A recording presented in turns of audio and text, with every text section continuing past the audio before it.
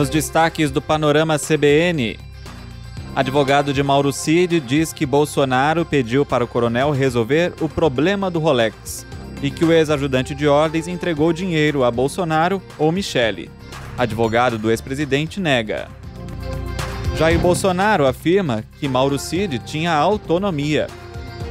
Operação prende cúpula da Polícia Militar do Distrito Federal por omissão nos ataques golpistas de 8 de janeiro. Supremo Tribunal Federal forma a maioria para tornar Carla Zambelli ré por porte ilegal de arma. Polícia Federal investiga assassinato de líder quilombola na Bahia. Panorama CBN. Eu sou Leandro Gouveia, Juliana Prado está de férias até hoje, hein? Enquanto isso, eu vou te contar em menos de 30 minutos tudo o que foi notícia nesta sexta-feira, dia 18 de agosto de 2023.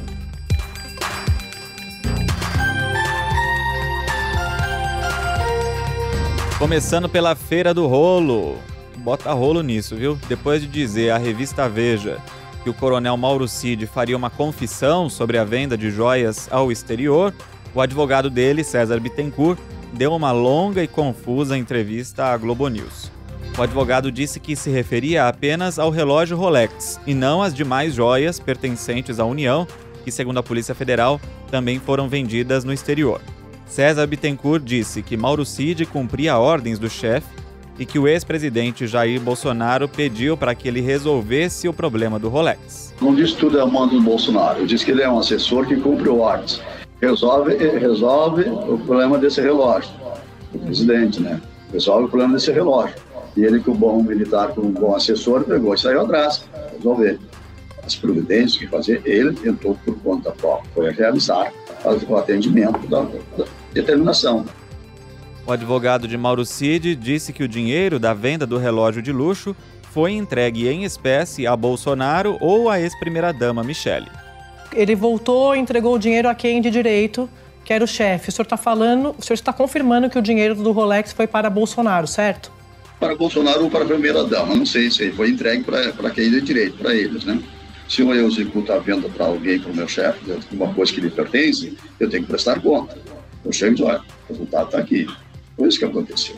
Então, eu não vejo também que o Cid esteja deturando o Bolsonaro. Mas foi o Cid, então, só para entender, o Cid, doutor, entregou esse dinheiro em mãos para Bolsonaro ou a primeira-dama? É isso que o senhor está dizendo? Se for em mãos, se for na caixinha de correio, se for na caixinha de cima da mesa dele, coisa da primeira-dama, entregou para eles.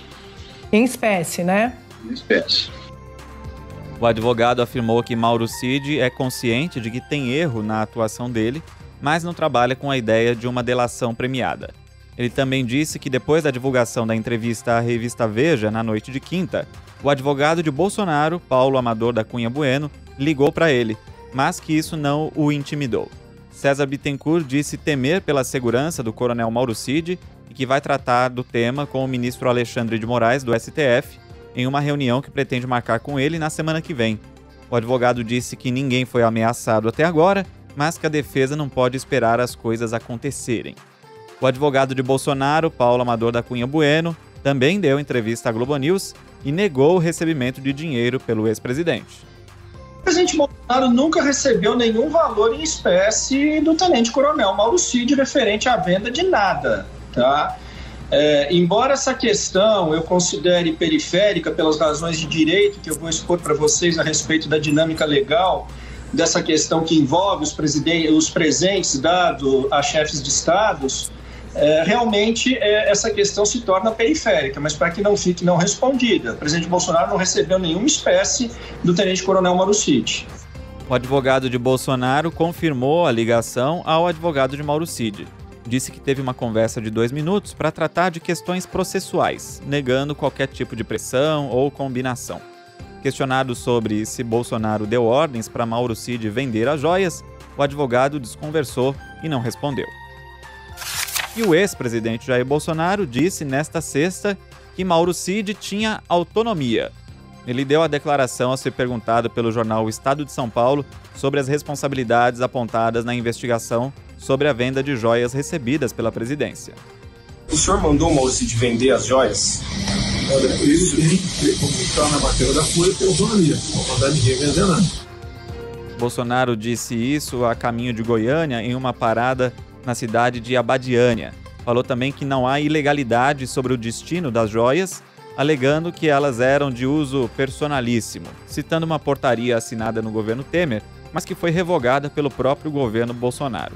O entendimento do Tribunal de Contas da União determina que presentes recebidos em agendas e viagens oficiais devem ser incorporados ao patrimônio da União.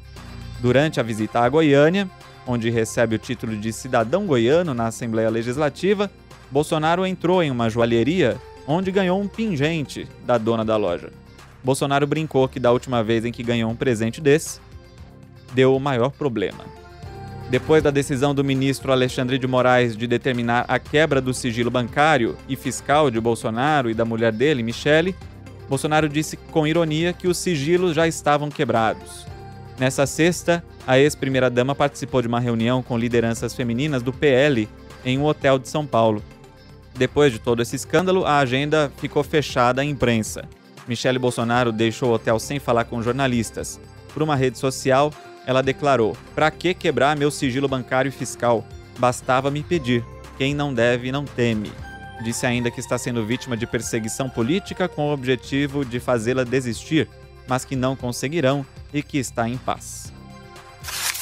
E uma operação prendeu a cúpula da Polícia Militar do Distrito Federal por omissão nos ataques golpistas de 8 de janeiro. A Procuradoria-Geral da República identificou mensagens de teor golpista entre oficiais durante e logo após a eleição de Lula. Segundo a PGR, as informações demonstram uma contaminação ideológica da cúpula da corporação que deixou de agir na segurança de Brasília no 8 de janeiro. Os policiais chegaram a compartilhar vídeos de Jair Bolsonaro indicando que ele poderia fazer uma intervenção federal. Em grupos de WhatsApp, eles trocavam mensagens sobre fraudes em eleições e estratégias para impedir a posse do presidente eleito. Dessa fórmula, a cúpula da PM esperava uma insurgência popular que poderia assegurar a permanência de Jair Bolsonaro na presidência da República. As mensagens serviram como base para solicitar a prisão do atual comandante da PM, Coronel Clepter Rosa Gonçalves, que era subcomandante no dia 8 de janeiro, e também de outros 6 oficiais que atuavam no comando da PM. Estão presos Coronel Fábio Augusto Vieira, que era comandante da PM no 8 de janeiro, Coronel Paulo Jorge Ferreira de Souza Bezerra, Coronel Marcelo Casimiro Vasconcelos Rodrigues, que era responsável por montar a escala dos policiais, Major Flávio Silvestre de Alencar, que já estava preso, bem como o Coronel Jorge Eduardo Barreto Naime, além do Tenente Rafael Pereira Martins. O Coronel Clepter Rosa chegou a compartilhar um áudio em que chama o ministro Alexandre de Moraes de vagabundo e retardou o encaminhamento de documentos para a apuração do caso. Já o Major Flávio de Alencar, designado para comandar as tropas em campo, diz numa mensagem ao Coronel Marcelo Casimiro que não autorizaria a ajuda da Força Nacional na esplanada. O procurador Carlos Frederico dos Santos informou em entrevista à Globo News que o papel de comando deles foi primordial para o pedido de prisão. Se tratam de pessoas da cúpula da PM, são coronéis, são pessoas de comando, têm comando sobre a tropa, poderiam influenciar a tropa de maneira negativamente. Então, o que nós estamos prevenindo, para que a instrução criminal não seja comprometida por qualquer intervenção desses oficiais, que eles poderiam agitar o seu comando e coagir, por exemplo, testemunhas.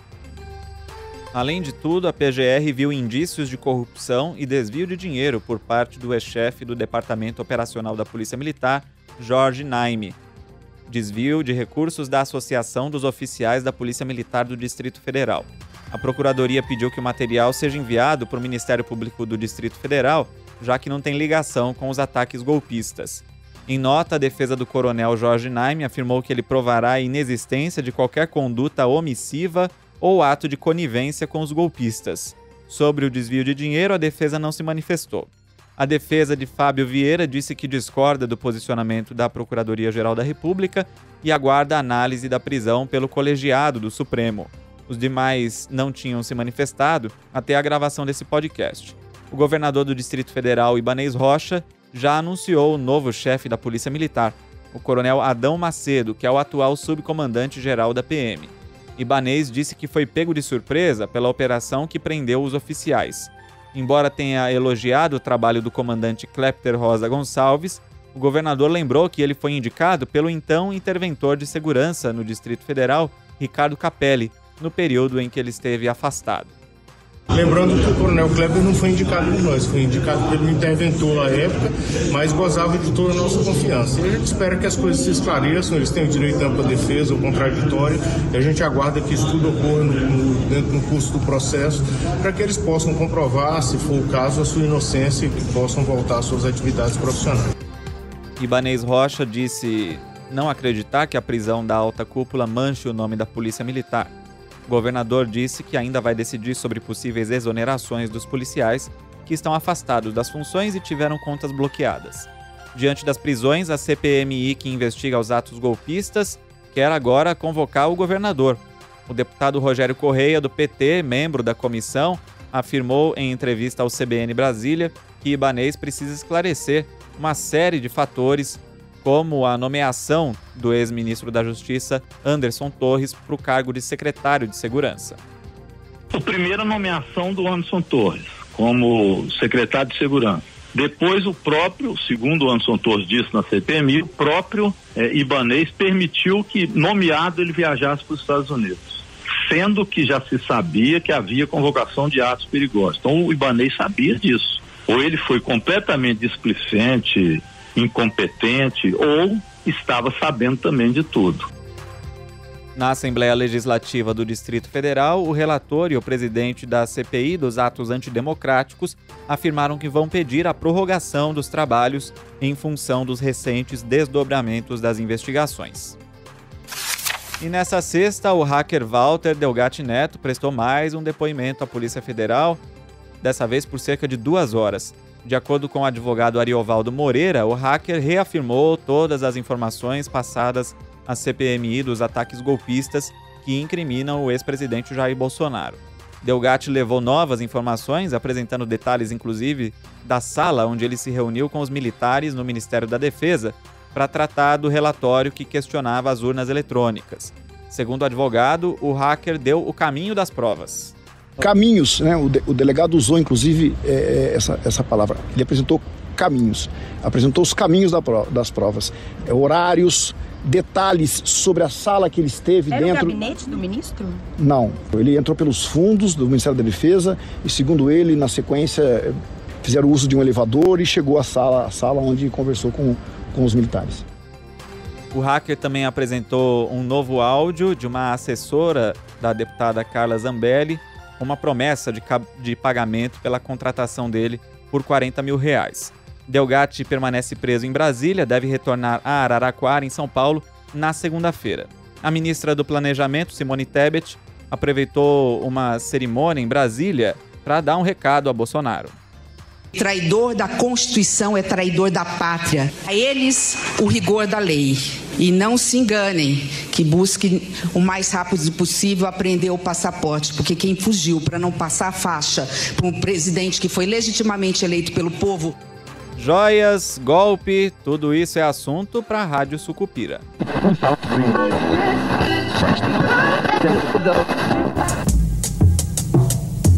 Eu não posso assumir assim a responsabilidade de tudo. Eu não tive a ideia, eu só cumpri ordens. Ele é um militar, mas ele é um assessor. Assessor cumpre ordens do chefe.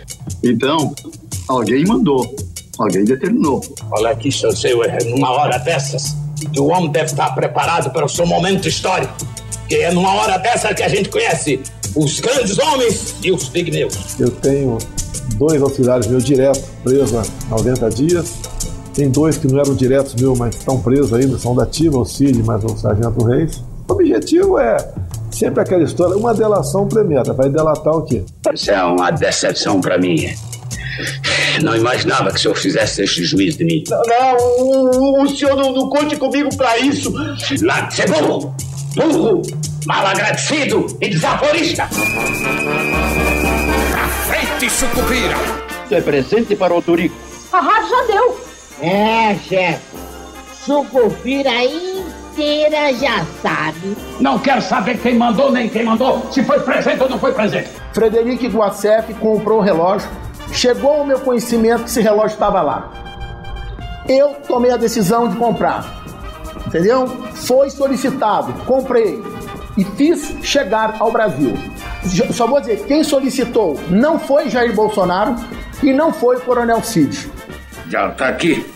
Toma, eu vou olhar. Dá dinheiro do meu bolso, hein? Olha, são testemunho do sacrifício que eu faço pela cidade, né? Dinheiro do meu bolso, depois dizem que eu sou ladrão. Injustamente. Estão dizendo que eu vendi, roubei joia, quando é a maior injustiça do mundo. Eu não tenho nada a ver com venda de joia, ao contrário, eu tirei dinheiro do meu bolso para pagar, comprar e devolver aos cofres do Brasil. Então o governo federal do Brasil me deve 300 mil reais. Não quero saber de nada, não sei de nada e não vi nada. Entendido? É o que se diz por aí, não é? Que esse computador não é digno da menor confiança. Que ele fez parte de uma trama para anular as eleições. Sabe que sumiram os boletins? E também o programa-fonte. A ideia inicial era que eu inspecionasse o código-fonte.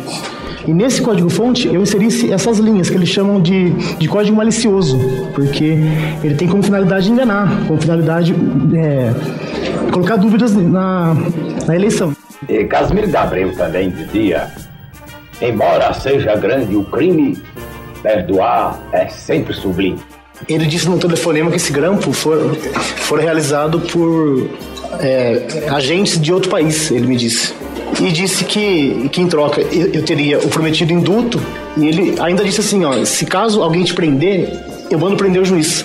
Eu não entendi. Ele disse assim, fique tranquilo, se caso algum juiz te prender, eu mando prender o juiz. E deu risada. Esse juiz é um demagogista praticante. Quantas vítimas o senhor já provocou de estelionato? Quantas? Eu li as conversas de Vossa Excelência e li a parte privada e posso dizer que o senhor é um criminoso contumaz. Pediria aqui que fosse advertido o depoente que não pode chamar um senador de criminoso cometendo crime de calúnia. Peço escusas, então. O homem já não tá mais aqui quem falou. Parabéns! Foi o herói do dia. As falas do bem-amado foram cedidas pelo acervo da TV Globo. O texto é de Dias Gomes e a interpretação do prefeito Odorico Paraguaçu é de Paulo Gracindo. A edição é de Edmilson Fernandes e Cláudio Antônio.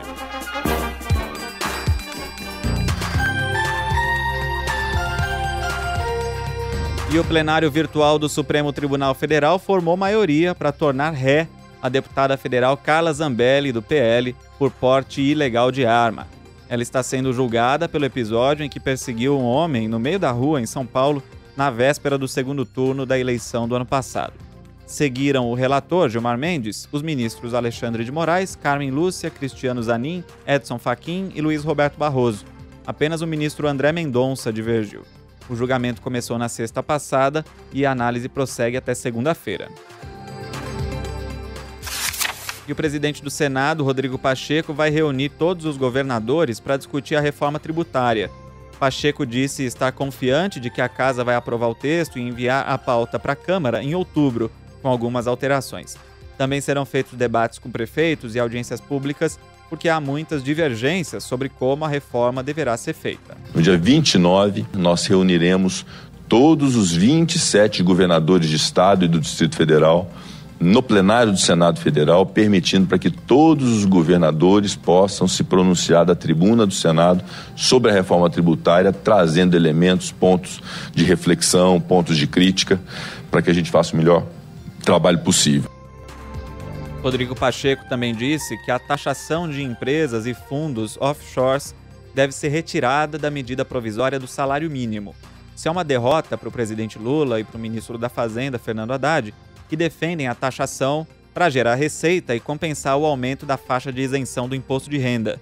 De acordo com Pacheco, o Congresso entendeu que o tema deve tramitar como projeto de lei. A retirada da taxação das offshores da medida provisória do salário mínimo vai fazer com que demore mais tempo para a MP ser votada. A tramitação desse tema foi um dos motivos do recente atrito entre Haddad e o presidente da Câmara, Arthur Lira.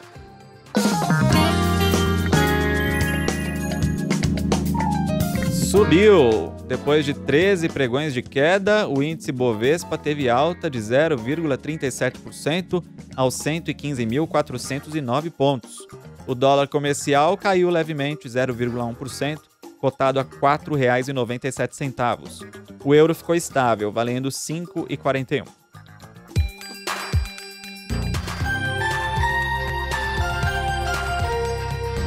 E a Polícia Federal está investigando o assassinato da líder quilombola Bernadette Pacífico, de 72 anos, dentro da Associação do Quilombo Pitanga dos Palmares, na noite de quinta-feira. Ela era coordenadora da Coordenação Nacional de Articulação de Quilombos, a CONAC. 2 homens, usando capacetes, invadiram o terreiro onde ela estava, em Simões Filho, na região metropolitana de Salvador, e efetuaram disparos com arma de fogo. Os assassinos usaram armas de calibre 9mm, que voltaram a ser de uso restrito das forças de segurança no mês passado.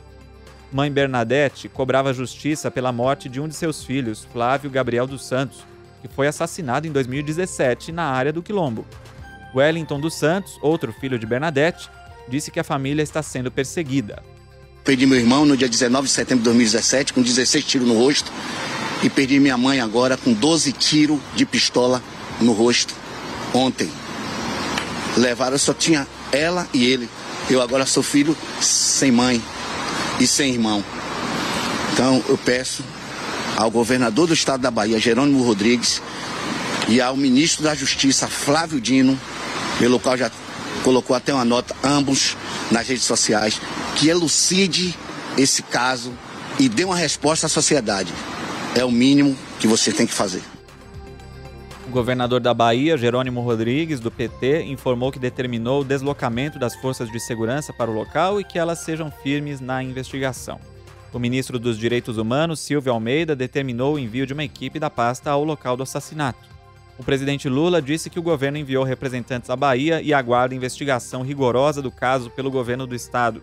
A presidente do Supremo Tribunal Federal, ministra Rosa Weber, cobrou o urgente esclarecimento e reparação do crime e defendeu que os familiares de Bernadette sejam imediatamente protegidos. Até agora, ninguém foi preso. E o primeiro caso da variante Aedes da Covid no Brasil foi confirmado na cidade de São Paulo. A paciente é uma idosa de 71 anos, moradora da capital paulista, e ela estava vacinada contra a Covid. Ela foi hospitalizada em 3 de agosto e liberada no dia seguinte. De acordo com a Organização Mundial da Saúde, a EG.5, que foi batizada de Aedes, é uma subvariante da Omicron, que foi identificada pela primeira vez em fevereiro deste ano. Depois disso, houve um aumento constante no número de casos e até o momento a subvariante não apresentou sinais de ser mais grave que outras variantes.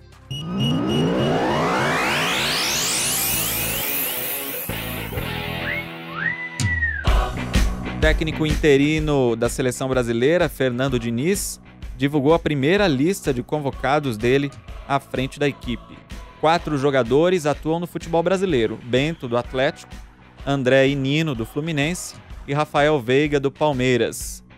A lista também traz Neymar, Gabriel Martinelli e Vinícius Júnior.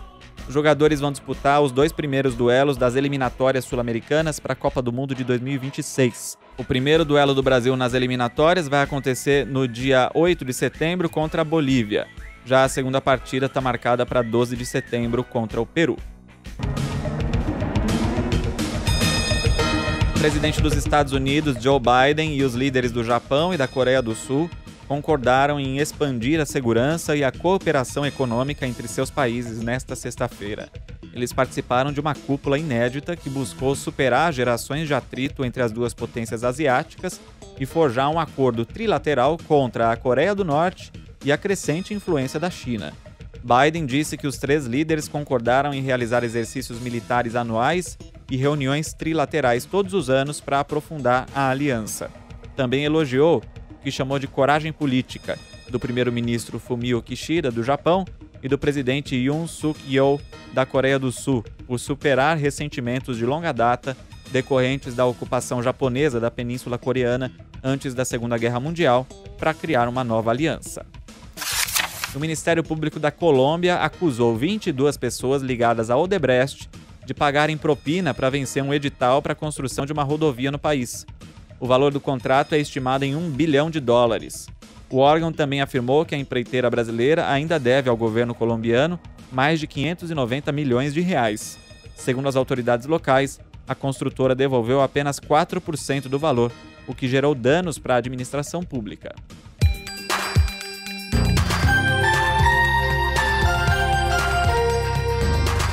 Termina aqui mais um Panorama CBN, o último sob a minha responsabilidade. Juliana Prado estará de volta na segunda-feira. Para saber mais sobre o que você ouviu aqui e outros temas que ainda estão surgindo agora, acesse o site ou aplicativo da CBN. Se você gosta do Panorama, também pode compartilhar com os amigos. Você também pode favoritar o Panorama na Deezer, seguir a gente no Apple Podcasts e pode continuar conversando comigo pelo e-mail leandro.gouveia@cbn.com.br, pelo Instagram, que é o Le Reis Gouveia. Saio do Panorama, mas continuo na programação da CBN. A produção e o roteiro foram feitos por mim e a edição e a sonorização pelo Anderson Wendel. Tenham todos um ótimo fim de semana e até a próxima!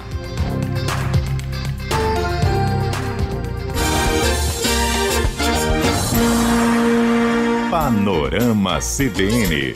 As principais notícias do dia em menos de meia hora.